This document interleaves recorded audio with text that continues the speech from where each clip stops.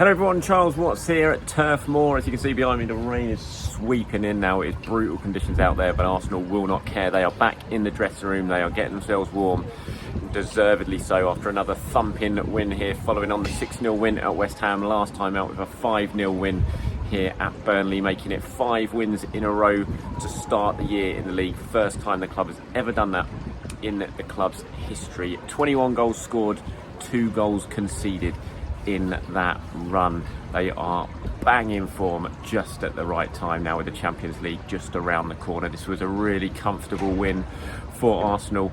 It's kind of an interesting one coming into this game. Like, how were they going to react after the game against West Ham, after the plaudits that came their way? You know, could they take their eye off the ball a little bit in this one? But within 5 minutes, they were 1-0 up, and you could certainly see that they were not going to be taking their eye off the ball at all. They were absolutely dominant in this game.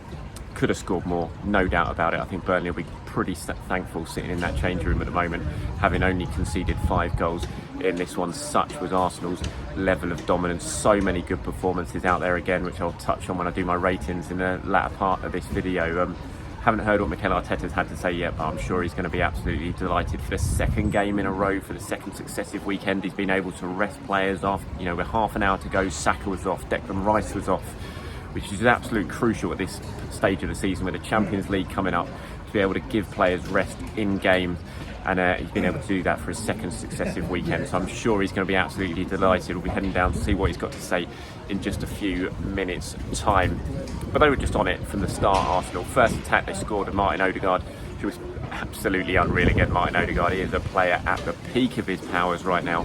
First attack, Martinelli down the left, finding Odegaard on the edge of the box. Lovely control by Odegaard, and a drilled finish into the bottom corner to make it 1-0. And I think it just set the tone for the whole game at that point. Burnley knew they were in for a difficult afternoon. Arsenal knew, you know, they had a foothold in the game already, and they could build on it, and they absolutely did. They were so dominant in the first half. You did worry as the clock ticked towards 45 minutes in that first half. You started to think they haven't really taken the initiative, or they haven't really, no, that's the wrong word, saying taken their initiative, because they did have the initiative, but they haven't really seized the advantage that they had and put the game beyond doubt. And as the game was sort of ticked towards the 45-minute mark, you began to worry a little bit that they could let Burnley off the hook, and the second half could be very different. But they did get that second goal before half-time, and that was really, really crucial. It sort of sucked the life out of Burnley, I think, and also sent Arsenal into their changing room, you know, buoyant and knowing that the game was, you know, absolutely in their grasp. And it was 2-0. It was Bukayo Saka with the goal. It was a penalty. Trossard won it.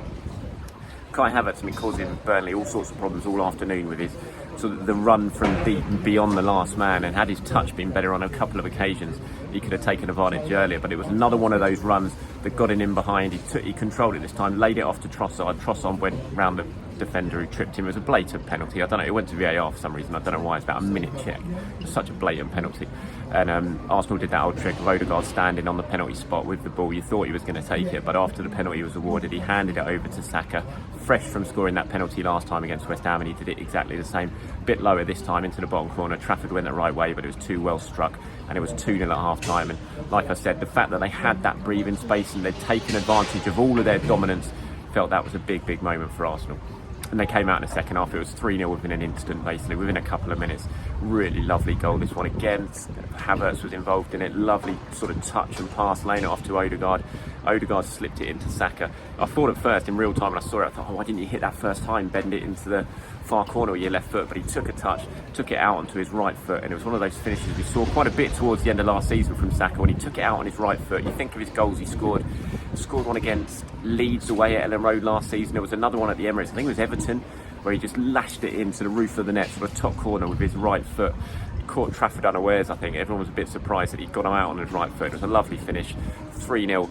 And you know, game done and dusted at that point, having got the third goal. It was just a case of how many were Arsenal going to get. Leandro Trossard, who'd missed a good chance in the first half, then missed 2 in quick succession to make it 4-0, and you could see it was really bugging him. But then just about a minute later, he did score with a finish into the far corner, left-footed. The one just before that he missed, Martinelli, you've got to see it if you haven't seen it yet. Find it on Match a Day or on the net, whatever. Lovely little ball he played while he was on the floor. He'd been sort of falling over, and he managed to still flick it up play into Trossard's path, and Trossard put it wide, and you can see how disappointed he was with himself. He could easily have ended this game with 3 or 4 goals, Trossard, but he did get his 1 goal, and he was very, very happy with it. He went off straight away afterwards as well. That was the key for Mikel Arteta to make a raft of substitutions, 3 of them.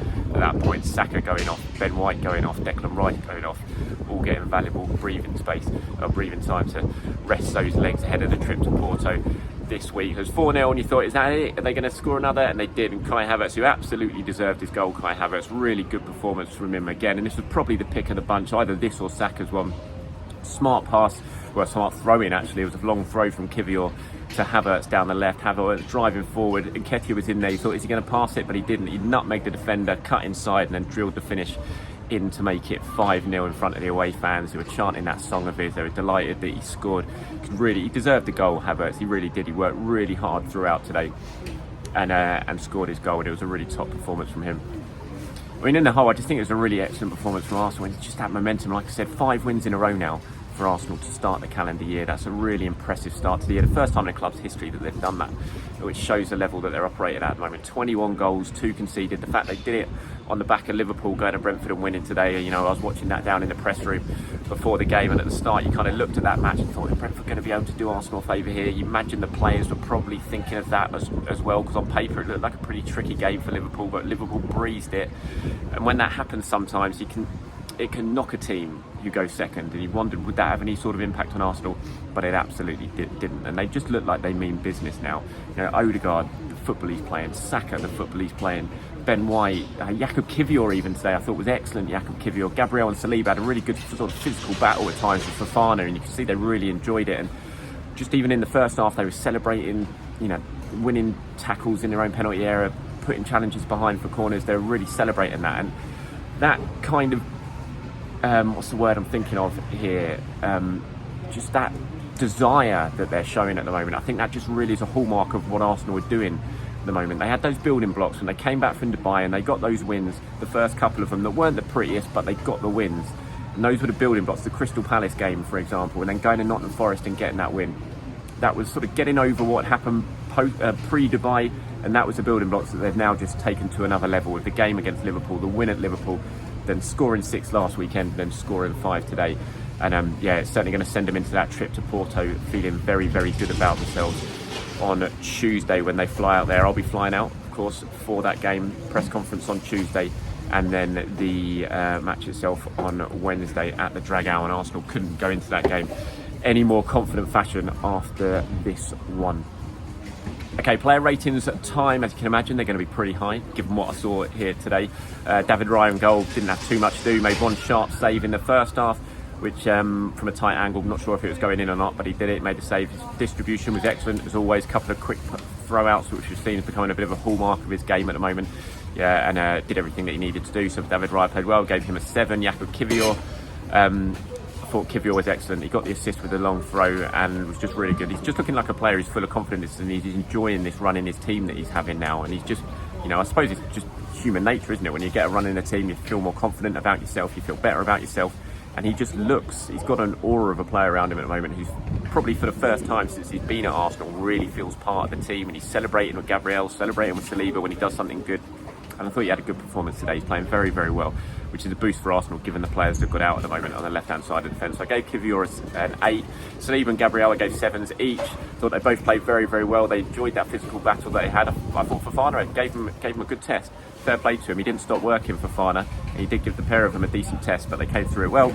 Gave them both a 7. I gave Ben White a 7 as well. Ben White just looks like a player absolutely reborn after that trip to Dubai. Like people have said to me, that trip to Dubai, that topping up his tan seemed to have recharged his batteries, and he's looking like the player that we saw last season, play so well week in, week out. So I gave him a 7 as well. Midfield, Declan Rice imperious again, gave him an 8 out of 10. First half he was superb, Declan Rice. Second half he breezed through it, such was Arsenal's dominance. But when it was more of a game, more of a tight contest in the first half, Burnley just couldn't get past him. He just kept winning the ball back, driving Arsenal forward. A really good, strong performance from from Rice, who's playing at the top of the game. So I gave him an 8 out of 10. Martin Odegaard.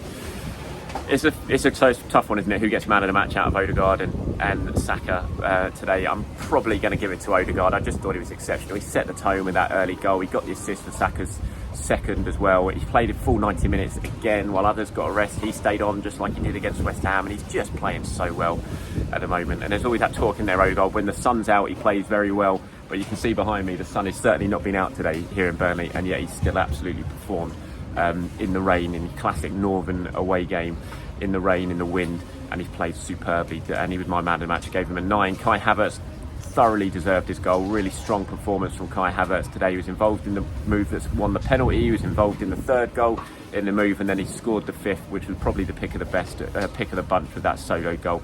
And you can just see he just feels so much better about himself. He just looks more confident, kind of similar to what I was saying about Jakob Kivior. So Kai Havertz, he gets an 8. Right, moving on to the forwards then. Bukayo Saka, like I said, it was a coin toss between him and Odegaard for man of the match today. 2 goals for Saka once again. I mean, he's just started this year in absolutely sensational form.